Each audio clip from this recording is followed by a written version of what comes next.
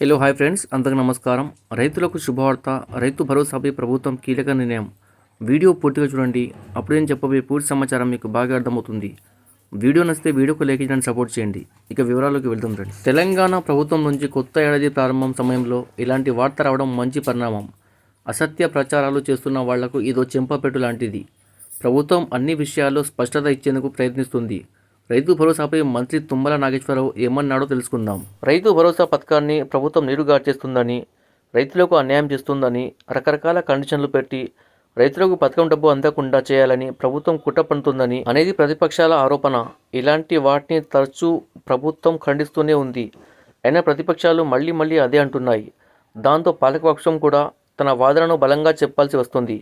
ఈ క్రమంలో వ్యవసాయ శాఖ మంత్రి తుమ్మల నాగేశ్వరరావు రైతులకు అనుకూల ప్రకటన చేశారు. రైతు భరోసాని ఏ రైతుకు ఇవ్వాలి, ఎవరికి ఇవ్వకూడదు అనే అంశంపై ప్రభుత్వం ఇంకా ఎలాంటి నిర్ణయం తీసుకోలేదు అని మంత్రి తుమ్మల నాగేశ్వరరావు తెలిపారు. ఇప్పటికే రైతు బంధు పథకం కింద కాంగ్రెస్ ప్రభుత్వం 7,625,000 కోట్లు ఇచ్చిందని ఆయన తెలిపారు. అలాగే రైతు బీమా పథకం కింద మరో 3,000 కోట్లు ఇచ్చిందని చెప్పారు.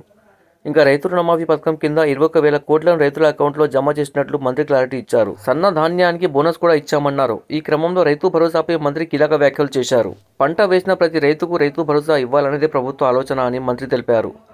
అయితే పంట వేయని రైతులకు రైతు భరోసా ఇవ్వకుండా ఉండాలి అనే ఆలోచన ఇంకా రాలేదు అని మంత్రి తెలిపారు.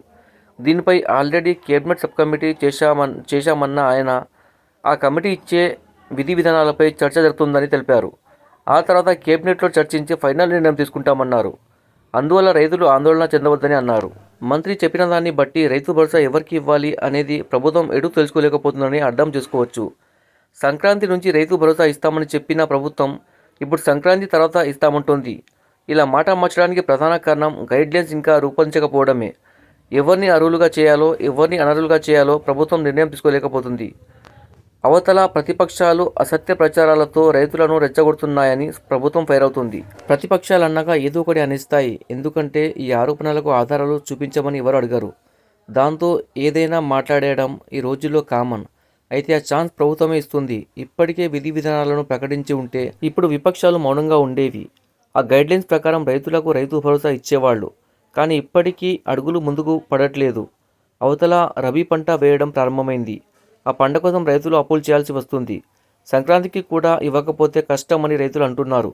మంత్రి వ్యాఖ్యల్ని బట్టి రైతు భరోసా మనీ రావడానికి కొంత టైం పట్టినా ఎక్కువ మందికి ఇచ్చేలా ప్లాన్ చేస్తున్నారని అనుకోవచ్చు. Subscribe for more videos. Thanks for watching friends.